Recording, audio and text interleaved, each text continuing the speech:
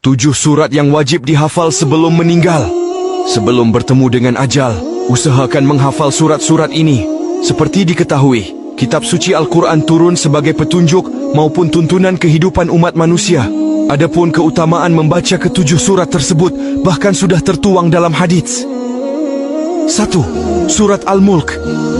Ada suatu surat dari Al-Quran yang terdiri dari 30 ayat dan dapat memberikan syafaat bagi yang membacanya sampai dia diampuni, yaitu surat Al-Mulk. Hadis riwayat Imam Tirmidzi. 2. Surat Al-Kahfi. Jumlah ayat dalam surat ini adalah 110 ayat.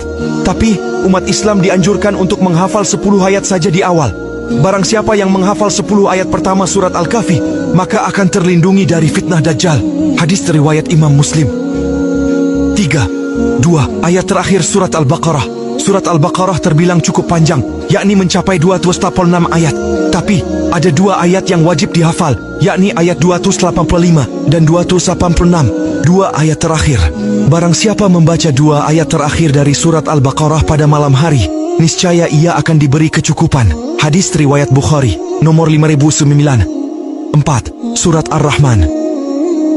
Menghafal surat Ar-Rahman membawa manfaat yang tidak main-main. Memiliki arti yang maha pemurah. Surat ini terdiri dari 78 ayat. Menurut riwayat Imam Ja'far, siapapun yang membaca surat Ar-Rahman dan meninggal dunia, kematiannya seperti mati syahid. 5. Surat Al-Waqiah. Rasulullah Shallallahu Alaihi Wasallam pernah bersabda mengenai surat Al-Waqiah ini.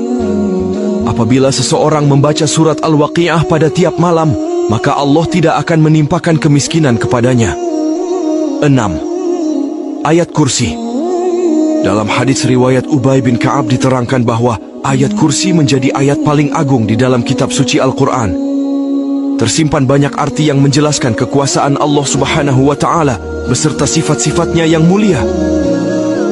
Rasulullah Shallallahu Alaihi Wasallam bersabda, sesungguhnya segala sesuatu pasti memiliki punuk, dan punuknya Al-Quran adalah surat Al-Baqarah, yang di dalamnya terdapat penghulu dari ayat-ayat suci Al-Quran. Ayat tersebut adalah ayat kursi. Hadis riwayat At-Tirmidzi. 7. Surat As-Sajdah. Nabi Muhammad Shallallahu Alaihi Wasallam rutin membaca surat As-Sajdah.